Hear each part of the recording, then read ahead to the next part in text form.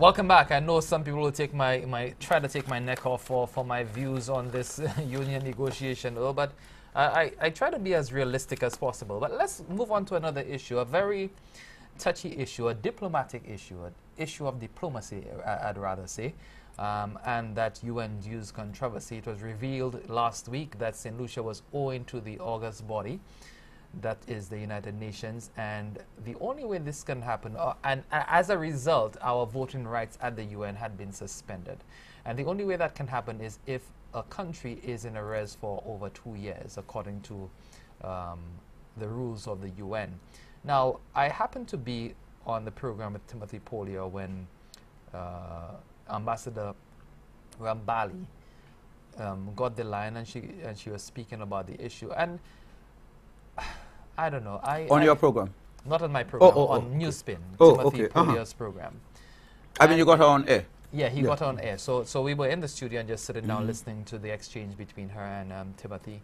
Well, not as much of an exchange as, I don't want to say a diatribe. It might sound rude to some people. An explanation. Yeah, her explanation. Personally, I was very offended. Okay? Beginning with the fact that she by what? By her response, by or her by response. the fact that our dues were not paid? Well, that too. But her response to the situation, because first of all, the politics, the elections have come and they've gone. Okay, St. Lucians decided who they want to represent them. Okay, by an overwhelming margin, 11-6. It is no time right now to be discussing, you know, what, oh yeah, you did this and you did that, and pointing fingers and blaming and this and that, and you know, just going around in the banter and the venom with it, and even bringing back that Bousquet situation with the electricity almost being cut off. I know that the leader, the former deputy leader of the party, the United Workers' Party, and he was Youth and Sports Minister Montoute, Spider Montoute. He responded and said that this was the situation, and this is my problem. You have a situation like that, and everybody's pointing fingers. Oh well, yes, you say this, but we got that before the UWP came in power. The SLP is saying, or the representatives are saying, well, this is what the UWP left for us. I think it's time to stop. I think that whoever is elected is a government of all the people, therefore all the people, and this finger pointing is a waste of time. 15 months have passed since the SLP has assumed office. So there is no reason that this situation was present in the UN and should not have been addressed in the 15 months. It should have been recognized as a problem and whatever steps taken to resolve it. I don't want to hear about who's at fault. I just want to know that we are represented adequately and that we can vote. That's all I care about as a citizen. You know, if there was mismanagement, if there was misappropriation, if there was, yeah, of course, these are things that we need to look at. And I realize that a new integrity commission has been put into effect. But we still have that? Well, I think it's a toothless tiger, and I was leaving it for way down. But as I was talking about, I say let's bring it up. It's a waste of time because they let's go back to the UN. Yeah, you know. So I was very concerned and disappointed with that. I didn't hear the ambassador's response. I heard about the responses, and I heard the leader of the opposition's response to her response, which was a response to the exposure of this information by an opposition politician. Yes. So we the journalists understand where the politics goes in and how it starts spinning around. Richard Frederick, opposition, disclosed, exposed that St. Lucia owes. The ambassador, who is an ex-minister and ex-politician, responds to that political exposure, and it becomes a political give and take, to and fro. I have a totally different view on that. I know you would have. What I would have done, the moment I heard that, I picked up the telephone. I called the Ministry of Foreign Affairs. In your capacity as consultant? No, I called the Ministry of Foreign Affairs to find out some information about what is the procedure and the protocol. And my finding is that whoever was responsible for paying our dues did not do his or her work, and that the fault was here, not at the United Nations. The UN mission does not pay our dues. Our dues are paid by the Ministry of Foreign Affairs. And somebody at the Ministry of Foreign Affairs didn't do their job. Yeah, but then I have no issue with that, you know. And whoever did not do their job, why should that person hold the job? You know, it's been 15 months since, you know, I mean, something should have been seen, or 2 years. My understanding is that we have a situation where rather than paying our dues up front, we wait until we're called and told we owe, and then we go and pay. I don't see any reason, and I have no explanation why St. Lucia would lose our voting rights. I am simply glad to know that the ambassador has assured us all that the dues will be paid in time for us to be able to exercise our voting right when that time comes. Well, I mean, that's not good but enough. we ought not to have lost it. Yeah, exactly. And That's I not do good not enough. think it is the fault of the previous government or of the ambassador. I think it is the fault of somebody at the Ministry of Foreign Affairs who did not do his or her job properly, and that is what my finding has been. But then, as a matter of representation, as the ambassador, you are the head of that mission. Okay. Now, if I'm going, if for example I have been asked to travel, you know, I will ensure that my ticket is there in hand. Okay. I will not go to the airport and say, okay, I'm. You really don't need a ticket to travel these days. Yeah, that's what I'm saying. You just reach at the airport. I will not go to the airport and say, okay, well, I should have a ticket there. I will ensure that it is done before I even travel to the airport, to ensure that when I get there, everything is in place. Likewise, I think that as the head of our mission in New York, the ambassador should have ensured that No. you know, everything is paid. No, no, I don't agree with you. Somebody who is Clinton. If I am not blaming her for. No. I'm saying to you, I'm responding to your question, saying that she should have ensured that she's going to a house where the rent is paid, you know, and that she's not going to a place where they'll put her out for not paying rent. I'm saying that no, that's not her job. Her job is to go there as ambassador. Her job is not to pay the rent. No, her job is not to pay the rent. No. But she has to ensure that it is paid. Because it is supposed to be paid. She should not have to call the ministry and ask, Minister of Foreign Affairs, you'll pay the rent at the UN yet, otherwise I'm not going. Is that what you wanted her to do? No. But I am sure that the UN would have indicated to her what our No, they don't indicate to her. No, they would indicate to the Ministry of Foreign Affairs. Our Ministry of Foreign Affairs. The UN's financial department deals with our financial department at the Ministry of Foreign Affairs. The UN. The Ministry of Foreign Affairs remains. It doesn't change. Ambassadors come and go. Right. But the ministry remains, stays. And the mechanism of payment remains. So the person at the UN Finance Office knows each and every one of the 200 and something member states that owe. But it doesn't necessarily mean that the ambassador knows.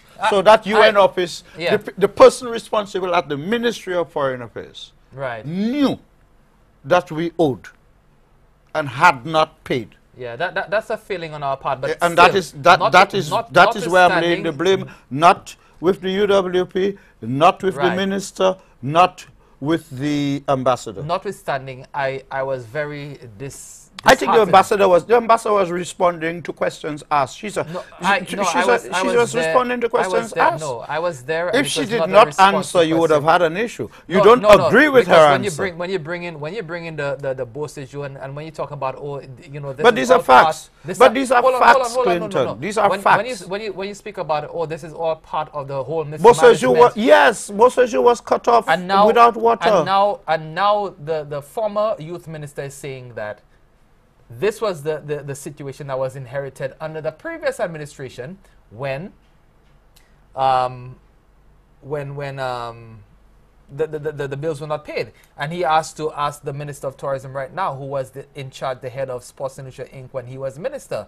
So the sports minister, the present tourism minister would have known that those bills were not paid before. So you see, my problem... Your problem is that you're following the buck. Fellas are passing the buck and you're following the buck. Everybody is pointing fingers I'm not following that buck. That's what I have a problem with. Stop pointing fingers and address the issues. Because that I have just done it for you. I have told you who was wrong. I just told you who was wrong. And I'm totally in agreement, but I'm saying I still have a problem. But you're still following the buck. No. I have a problem with the response. You have a response with a political response from a politician who is in a no, listen to me. Let me finish. We're not running you have elections. a response from a politician who is in a diplomatic job. No, well, you see, probably that's our problem. So probably we should have diplomats in diplomatic positions. Tell me a diplomat who's not a politician. Let's leave that alone, Earl. Let's leave that alone. Let's go on to water. Politics dictates diplomacy. It's true. Yeah. It's true. But then it was not a diplomatic response. It was a political response. It was a political response from a political person to a political issue to a diplomatic issue that had been politicized and made partisan. Okay, so we have to be big enough and make it diplomatic. Bring it down to the diplomacy No, well, level. I've just brought it down to the brass tacks for you. No, You see why I'm not a public servant? I don't brass tacks. I want diplomacy. Let's move on to water. Proposed rate increases. And I know that's your baby. You take that one on. Yeah. I think that, you know, I watched your program with the two gentlemen from the WASCO and the Water Commission, not on Press Club. It was Newsmaker Live. Newsmaker Live. Yeah. And as you correctly point out, I have a deep interest in the water industry, and I listened. I don't know if you were as disappointed as I have been about the responses to the application and the recommended increase. What we saw in terms of what? In terms of people not understanding that this is a recommendation and not a decision. Okay. People not knowing that they who are complaining have the right and the avenue to make their voice heard during the 2 weeks of public consultation. People not knowing that what is happening in St. Lucia is something that hasn't happened in the Caribbean.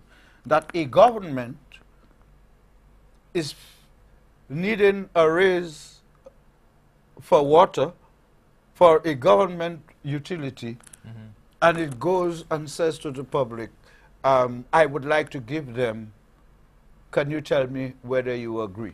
Now, I know, you see that 65% that is being recommended and that it is going to the public for a response, that done, dead goose. Because the public is reacting to the percentage, the 65%. And I remember 66.15. 66.15. It's too high. It's too high. It's too high. That is what people are reacting to. Then when I meet them and I say, do you know that you're paying $7 for the first 3,000 gallons of water that you're getting from WASCO? Per thousand gallons. No, the first 3,000. No, it's $7.35 per thousand. Per thousand, but there was something. The public utilities people were saying that your first, when you just connect, your first 3,000 it's gallons. $7.35 per thousand for the first 3,000. For the first three, and after the 3,000, then you pay $15 for the I got it. Yeah. So I say we're paying $7 per thousand gallons for the first 3,000 gallons. And you are paying, that's equal amount for a gallon of bottled water. How you mean? So I go over it again. And then, you know, when they say you know, and I said to them that at the current rate, you are paying less than a cent per gallon of water. How you mean less than a cent? You know, I say, well, it's less than a cent when you check it. 0.73 of a cent. 0.73 of a cent. And people don't know these things. I listened to the Minister of Public Utilities, I was calling him the Water Minister, talking about 600 millimeter and centimeter and this new metric liquid. We have gone metric here. Yes, yes, yes. He lost me because you're still in. I'm still I'm still in the imperial system. No, I think I'm in public relations, like you are. We're in communication. We have to communicate with people. If I were the minister, I would go on the TV with a small bottle, a medium-sized bottle, a big bottle, and a gallon bottle, and the two bottles that Coke's talking about, and I would make it crystal clear that the price of a gallon of water... Was there any pun intended on that? No pun. Definitely no pun intended. We're talking water here. I would make it... I would make it crystal clear that the price of a gallon of Bousquet water, you know, is less than a cent. And that I would take a cent and cut it with a pliers or something to show them that that is what you're paying for a gallon of water. But let's go back to it. I think that Bousquet deserves, needs to get a 100% increase. I think the original request was for a 90-something% increase. Yeah, I think they need every cent of that. But I think Bousquet needs to come clear, explain better to people what its problems are. Bousquet's main problem, as we speak today, and which has been for more than 10 years, I can't remember, for maybe more than 20 years, Bousquet's problem has been the Roseau Sir John Compton Dam. That dam was built on borrowed money. The money was not borrowed by Bousquet. It was borrowed by the government of St. Lucia. After the dam was built, that loan was thrown in Bousquet's lap, and Bousquet has never been able to recover because that loan is sinking Bousquet. To the extent today, we have two major public utilities, water and electricity. Electricity is doing fine because electricity has a guaranteed fuel surcharge. We are paying all of electricity's bills, fuel bills, generation bills. On the other hand, Bousquet, which is our only water company, has to pay every cent for the fuel that it requires, you know, to generate. It has to pay every cent for the electricity that it requires. But yet, we, and when I say we, I don't necessarily mean you and I, but we, the public, we still see it easier, and we think it is better for us to just go into the gas station next to Bousquet and buy bottled water and don't go and pay our water bill because it's never high. Then we keep not paying it because, you know, we could always afford to go and pay it. Then it becomes 3 months in arrears and we get disconnected. And Bousquet is the worst thing. Yeah, and Bousquet is the worst thing in town.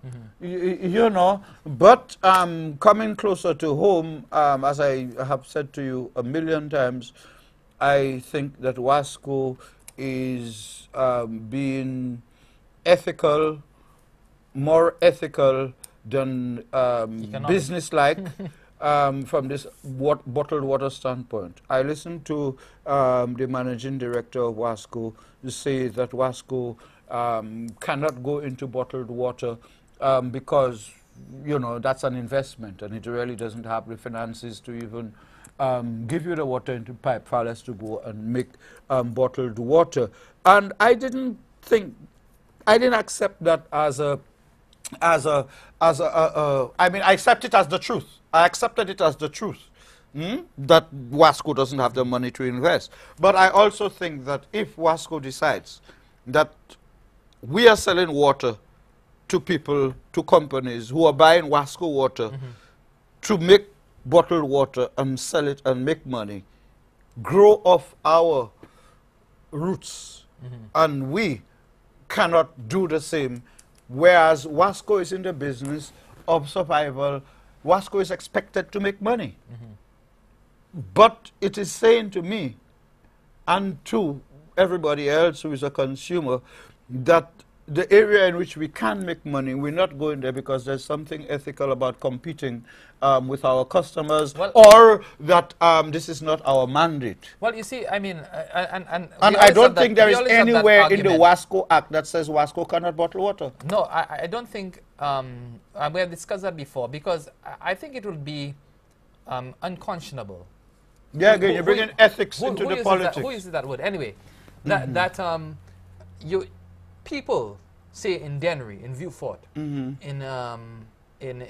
Choiseul, in Deriso, cannot get a potable water supply, but then Wasco is around bottling water. But they still can't get it, and they're still buying the bottled water. I rather they buy it from Wasco, for Wasco to get money to bring water in my pipe, than I go in and buy H2O, and I go in and buy Crystal Clear, and I go in and buy Paradise. That is why Wasco has to try to get that increase so that the systems can be improved. Then after you have satisfied your You want to put clean water in my pipe first before you sell clean water for me in bottles? No, I want to give you water everywhere before I give you. But you're not giving it to me, and I still buy in, and I still. No, but I still buy in bottled water. With a 66.15% increase, that would put you in a better position to do that. No, now, but boy, my understanding from what the minister said is that 66.15%, it ain't doing much for your law. It's just it wouldn't, buying when you, green mango, it buying for your. Because when you look at the direct cost of producing 1,000 gallons of water, it's $10. The direct cost, not the administrative cost. I think they did a study, and it's in the region of $12 per 1,000 gallons, and you sell it at $7.35.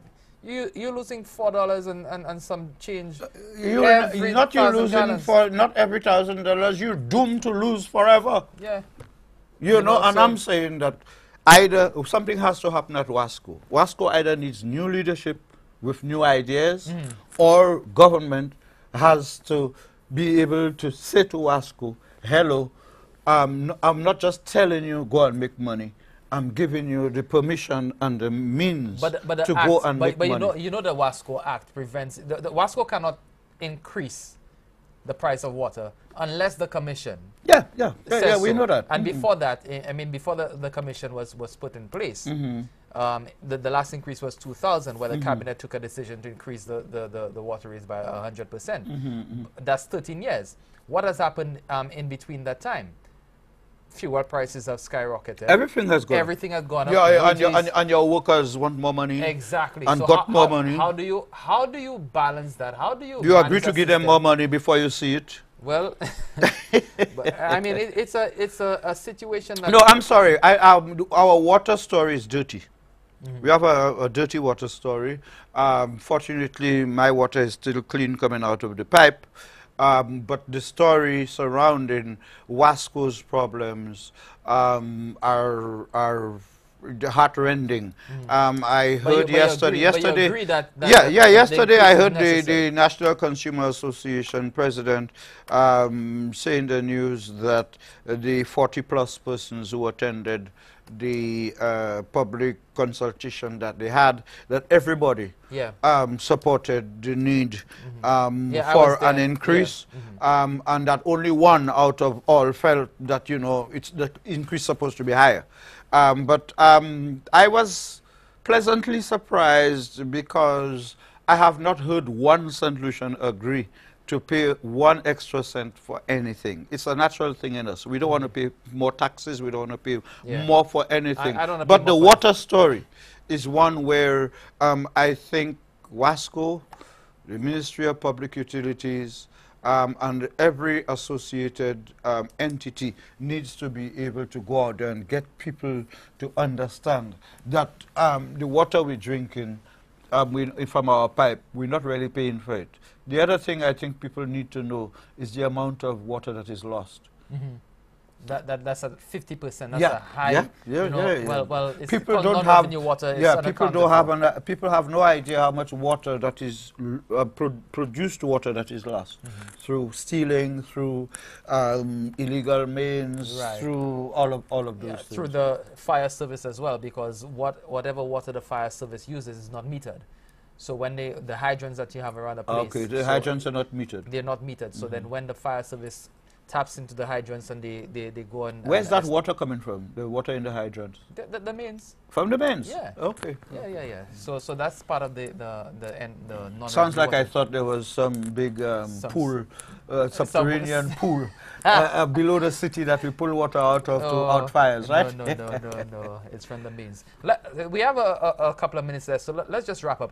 The Medical and Dental Association finally found its voice, Earl. Yeah, I have a problem with the medical and then with the doctors who raise their fees with the excuse that their rent has been raised because of VAT.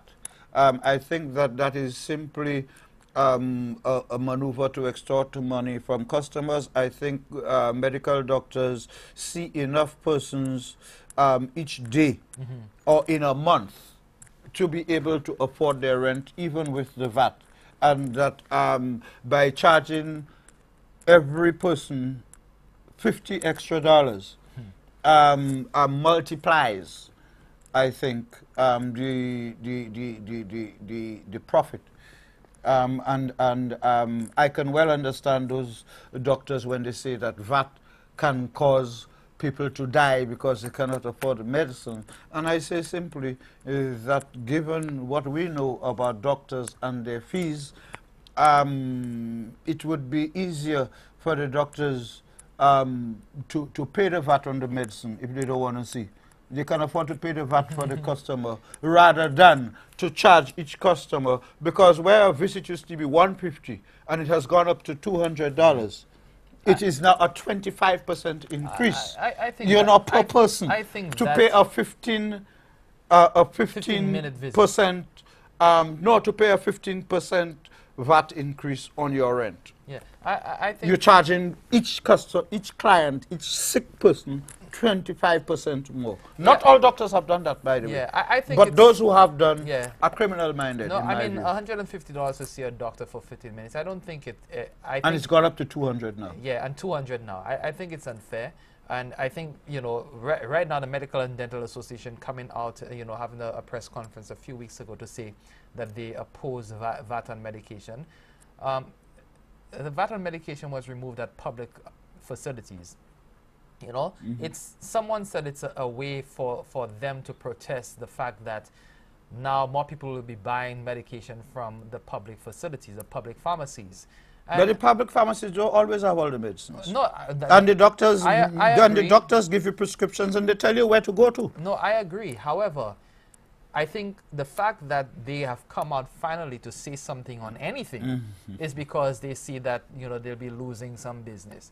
And the medical field, I think, should be regulated in terms of being a price control good or service. When you go to the doctor, there should be a regulation on how much a doctor can charge you for that visit. And the final thing, John Odlum laid to rest earlier today, a man that many people have fond memories of. I don't know. Yes, you would have known him very well. I started my political career with John Odlum. I was one of the first, if not the first chairman of his South Castries constituency group at an age when I could not vote, because the voting age was lowered in 1979 to 18, and in 1974 I couldn't vote because I wasn't 21 yet, but I was already with John Odlum in his constituency group. John Odlum, to me, we were close, and I would be brief. I don't want to my eyes to get watery.